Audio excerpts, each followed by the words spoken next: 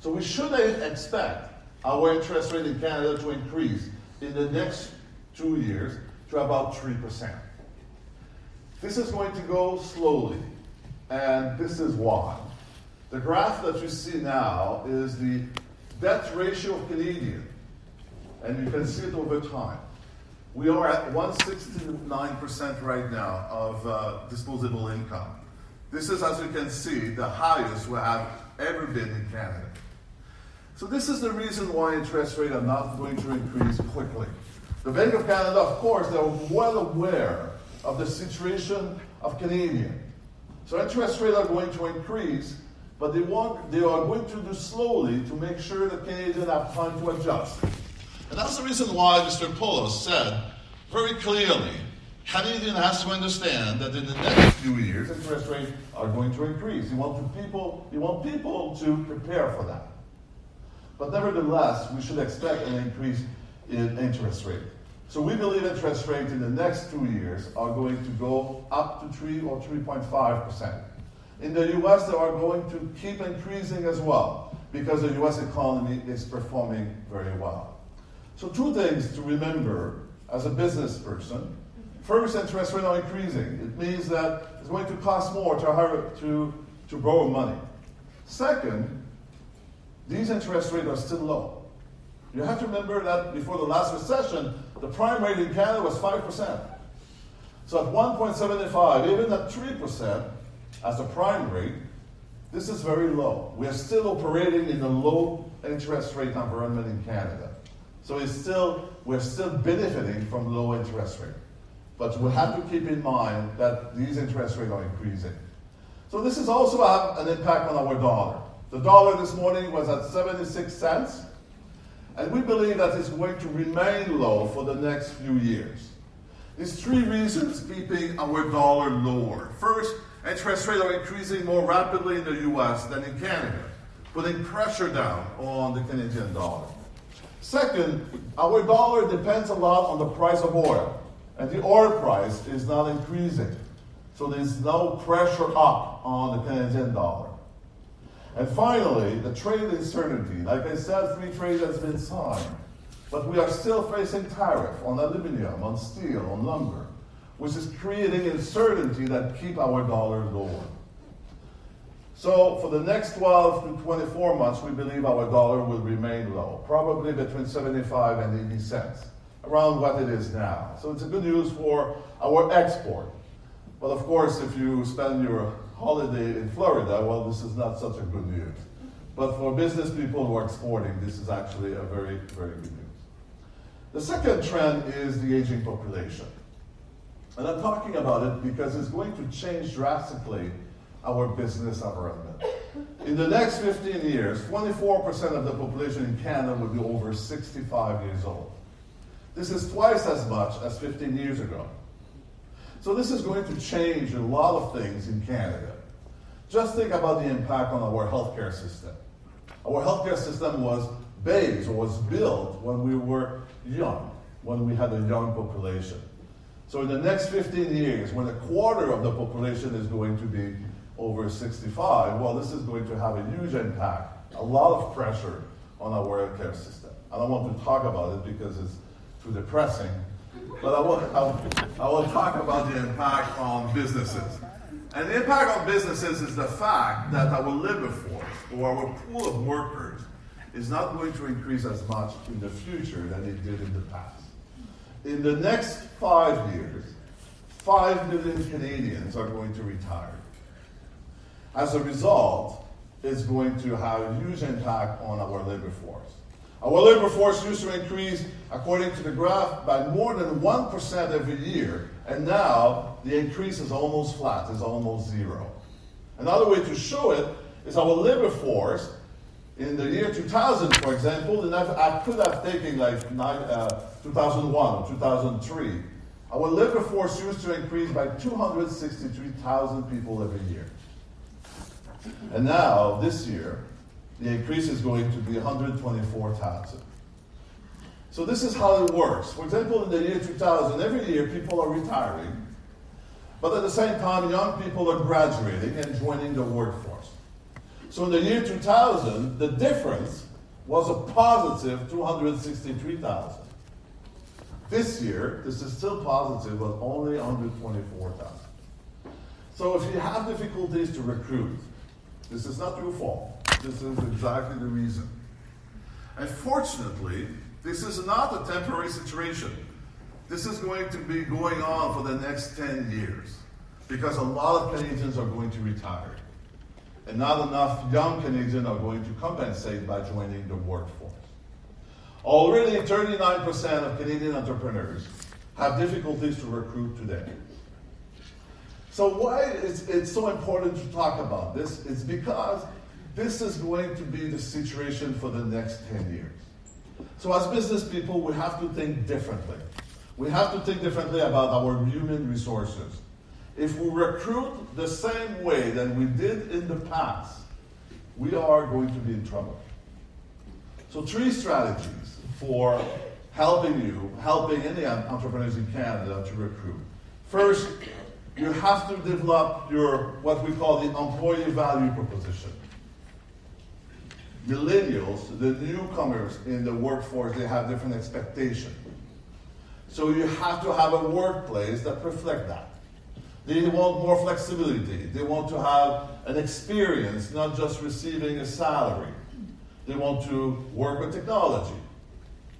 Also, we have to sell ourselves as an employer.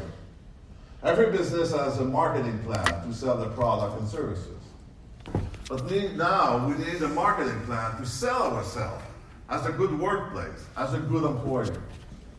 Especially for small and mid-sized firms. Unless your name is Google or Facebook, which is quite easy to attract people to work for you, you need to be more active in terms of presenting yourself as a good employer, especially on social media, which is exactly where young people are spending a lot of time. Second strategy, we have to look differently at the labor force. Our traditional way to recruit has to be different. Although the unemployment rate in Ontario is the lowest in 40 years, the unemployment rate for young people is still high. So we have to look in that direction. Unemployment rate for immigrants is still more elevated. And that's the case in every province in the country. There's a lot of good people who are coming from outside Canada who have good experience, good training, and they are very motivated to work. So we have to look differently at the labor force than we did in the past. And finally, we have to invest in technology. Technology is a great way to reduce our need for workers. And it's not only true in manufacturing, it's also true in every sector of the economy. It's true in retail, for example. So technology can really help in the situation where it's getting more and more difficult to recruit and more expensive.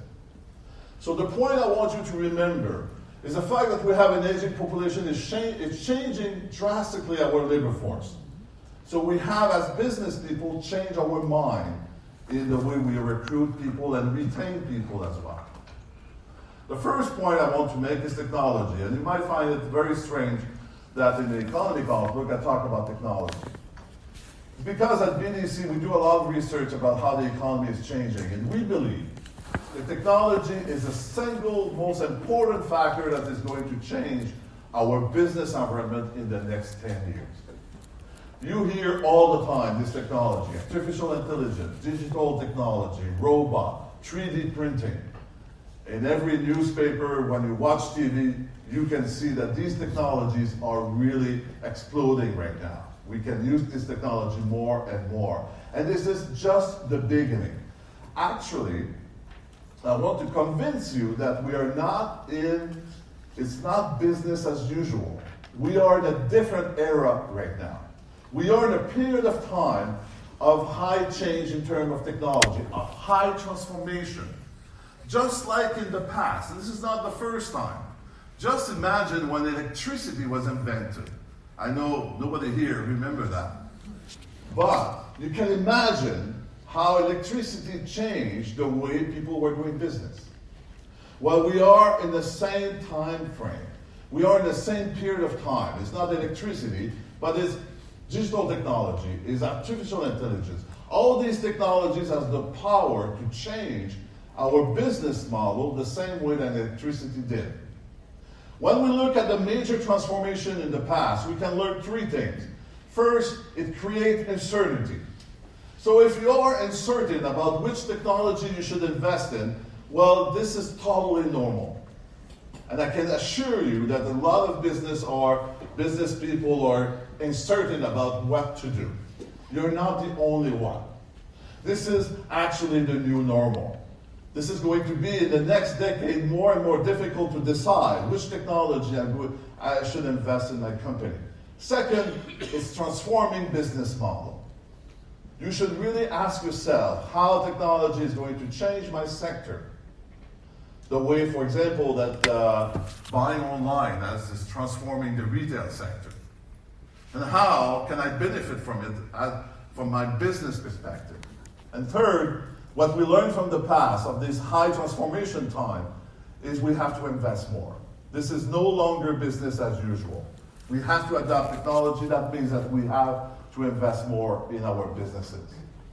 So, to better understand what's going on, we interviewed 2,000 entrepreneurs across the country, in every part of the country, every sector. We wanted to find two things: how they are adopting technology, and also what is the impact on their business. And the research is showing two major conclusions. The first one is not only important to invest, but there's another dimension. We have to change our culture inside the business. We have to change the way we're doing business. We have to change the way we are integrating technology to our business. Let me give you a very specific example, a true example. This is a client of BDC. They are in the retail business. They have 30 stores in Ontario and Quebec, and they're selling clothing. And they have stores in major locations. 5 years ago, they believed that technology would change their life. So they decided to invest, to sell online. And they have been very successful. 5 years later, 25% of their business is now online. But they almost went bankrupt this year. So what went wrong? Actually, it's because they didn't integrate the technology in the overall strategy. By having 25% of their sales online, the number of sales they have by store has declined. And now their cost of maintaining 30 stores is way too high. Let me reassure you, they are safe, they are okay, and they will be okay. But it almost went bankrupt because of that. The problem is, when we invest in technology, we have to think about the impact on the overall strategy of our business. In that specific case, when they decided to sell online, which was a great decision, but they had to also realize that their sale inside their store will decline, and they should have adjusted to that. Easy to say now than 5 years ago, of course. But that's the point. That's a very important point. Before investing, you have to understand how the investment in technology is going to change your overall strategy of your business. So that's the first thing we learned from this study. There's two dimensions. There's the dimension of use of technology or investment, but there's also the dimension of how I'm going to be strategic about this. The second conclusion is it pays to invest in technology. Any way we look at the result of this study, the ones who have invested the most, their performance is much higher. They have an increase in terms of their revenue. They also have a higher increase in terms of their profit. They have a tendency to export more and to innovate more. But the most important part is their performance is increasing. And frankly, as a researcher, I was surprised by that. I thought you need to invest today to be more competitive in the next 3 to 5 years. What this study is showing is businesses who are investing in technology today, they are performing better today. Another way to show that, that's the same study. The ones who have invested the most over the last 3 years, they have seen the revenue growth much higher than others. This is the result for small business, less than 100 employees. So the ones who have invested massively, they have seen the revenue growth increasing by 10% every year over the last 3 years. Same result for larger businesses, but the difference is even bigger. Look at the one who invested the least. their revenue growth has been much